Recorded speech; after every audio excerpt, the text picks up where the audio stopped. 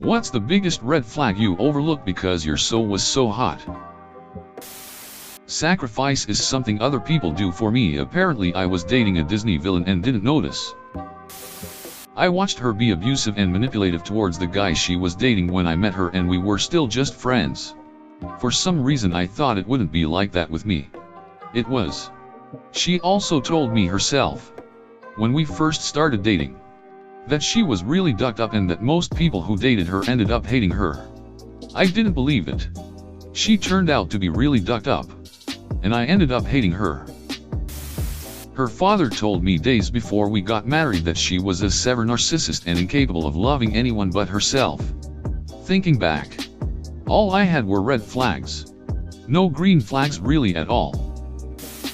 Every time we fought she would call her mom and after a minute hand me the phone and start to go down on me while her mother told me how she was and how I had to treat her. Fucking nuts. If a guy/girl tells you that they are a lot to handle, then they are probably telling you the truth. Asterisk, I'm mentally unstable, emotionally manipulative, and will probably hurt you. Asterisk. Talking about how much they would duck my friend. She said would those mean she will. She did. Lot. Everyone warned me he was, and is, non-committal. Proceeded to date him with the idea of but what about me? Who wouldn't want to commit to me? Also a red flag about myself. Yeah. We all have red flags to someone. He got into a car wreck because he installed a PlayStation in his car and he and his friend were playing it while he was driving. That she was addicted to heroin. I thought I could help her. Bad idea. Ended up getting strung out myself. He moved way too fast and kept pressuring me to have a baby with him. After knowing him for 4 months. Oh boy. He nearly got us killed tons of times while he had his initial deal-like fantasies of going around tight corners super fast and cutting it real close with rock walls. Despite how many times I told him not to. Panic attack nearly every time I had to hop in the car with him. Currently have plans with a girl who threatened to kill herself because I was on the phone with my mother, who she thought was another girl. At the time that incident occurred we had been on 2 dates. She fine though. I dated a self-identified Nazi/white nationalist my freshman year of college. I'm not white. He was recently unemployed and had been ducking a very gay drug dealer for the opportunity to do Molly. He insisted he was straight and proved it by ducking some fat Catholic chick while on Molly. Him grinding on me and groping me at a concert when he was with his ex and dumping her the next day to be with me. I was 16 and a self-conscious idiot. He did the exact same thing to me a couple months later. He fell in love with that girl and was with her for a year. I found out that they broke up because she cheated on him throughout the relationship. Karma? One day she turned to me and said, "My doctor disagrees, but I've decided to go off the medication." One girl I liked had some amazing boobs that were exactly my type. Too bad she had a tattoo of the Columbine shooters on her waist. Where do I start? His drinking problem? His volatile relationship with his ex-wife? His never being single for over a decade? Held my hand, looked deep into my eyes, and wistfully protested. "Don't finish your schooling in a city an hour away. I am afraid you will meet and like someone else instead." What is that bohack quote? If you are wearing rose-colored glasses, all the red flags just look like flags. He was a drug dealer who lied about literally every single thing. Had me sharing my location with him at all times. And constantly cheated. Since then I've gotten my self-esteem out of the trash can, but I still am so mortified when I think of how low I was. And how he took such advantage of that. But he was so hot. She cheated on her last boyfriend. And despite all my friends telling me to not do it, I did. And you'll never guess what ended up happening. Only dated this guy for 3 months, but the red flag I missed was he had a DUI. He owned his own successful restaurant and was a very beautiful man that loved to cuddle. I didn't find out till the end he didn't have his license back yet and he was drunk every night. He had driven to my house so many nights already tipsy. At the time I was also a 911 communications officer. An officer had pulled him over while he was tipsy, but due to him being so close to home he let him go. That's when I knew we probably shouldn't date. A year after we broke up, one of my EMS friends called to tell me my ex died in a drinking and driving accident. His head was completely decapitated. I thank God every day I wasn't in that car. But at the same time I wonder if I could have made a difference in his life. When I asked her dad for her hand in marriage, he said, "Are you sure you know what you are getting yourself into?" He was not joking. We were both college freshmen. We ducked a few times before I found out she had a boyfriend. After I found out, she constantly complained about him, and suddenly I was caught up in, "But you wouldn't treat a woman like that, would you? 1313123." And next thing I knew, she broke up with him and we were dating.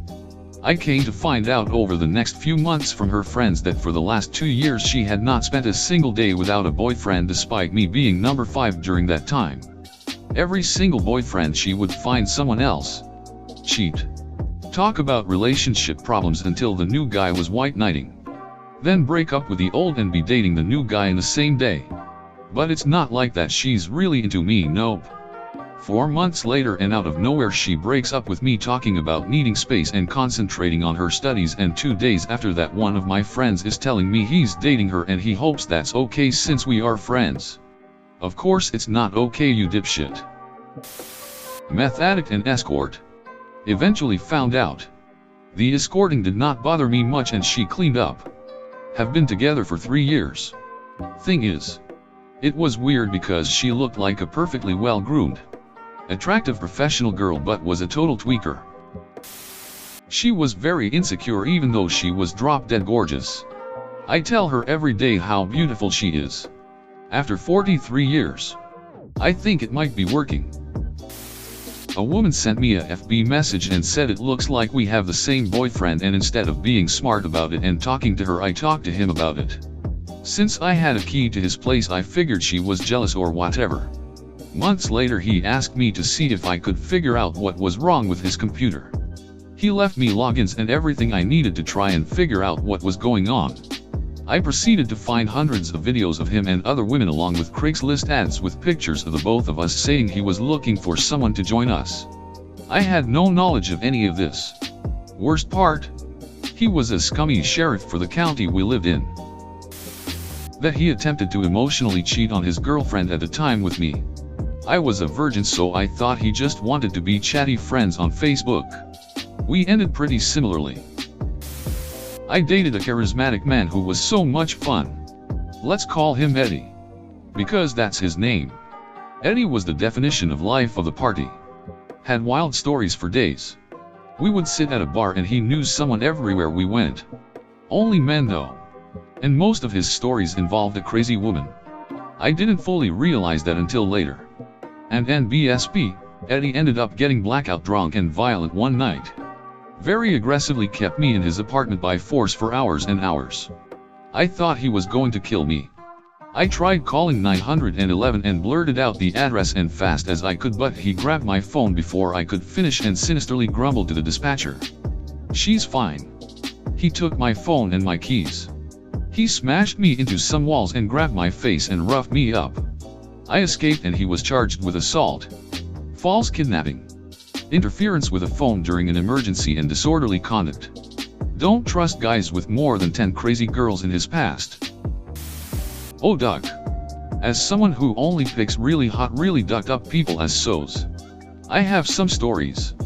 Dude number 1 said he saw things and fingered me while I was asleep when we'd never gone that far in any other situation. Then cut himself when I woke up and was mad. Dude number 2 had an extremely shitty neck tattoo that he let his drunk friend do on him as practice, since he'd only ever done one. It was of a cross. But you couldn't tell. Dude number 3 told me he'd never trusted someone enough to date them. But he trusted me to not break his heart or leave him. Ever. This was day no. 2 of dating. Dude number 4 picked me up in his car for the first date. Then started speeding at 95 plus and swerving through traffic down the 101 in SF, talking about how much he wanted to die and how romantic it would be to die together. This isn't even scratching the surface. I've stopped dating. She is ducking. Crazy. Also 5 feet 3 inches 130 pounds with a G cup and is cute as duck. But I married her and it has been a hell of a ride. My intuition that he wasn't a good person. He swept me off my feet in every way. My attraction to him was off the charts. But there was always some feeling that something was off. Turns out, he has narcissistic personality disorder. Our whole relationship was a lie. I fell so hard and so fast that I didn't trust my initial reaction. When you're wearing rose-colored glasses, all the red flags just look like flags. When we moved into our new house together, she hung up her clothes on all of my new matching clothes hangers and left me with her tangled pile of mismatched oddball hangers. I almost put all of my stuff back in my car and drove away.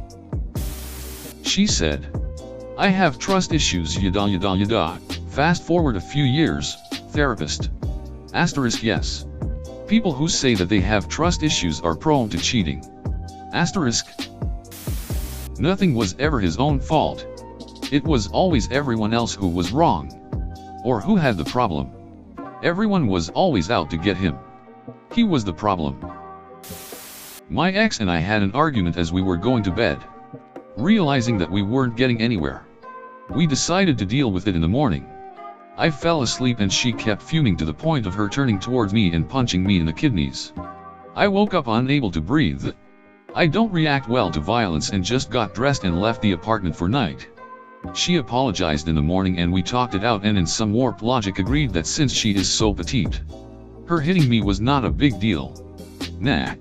It is a big deal and there is no justification for violence. He would yell at me in front of our co-workers and humiliate me. Granted, I was ignorant. You still don't do that to someone you're with. I was too easy on him. Because I didn't emphasize to him how much it shattered me confidence. Well, she tried to make out with my best friend, who is gay, so it didn't work out. She broke up with me when she got her modeling contract in NYC. My mom said that the relationship doesn't count because we were only together 2 months, but my dad was like, wrong. My son dated a model.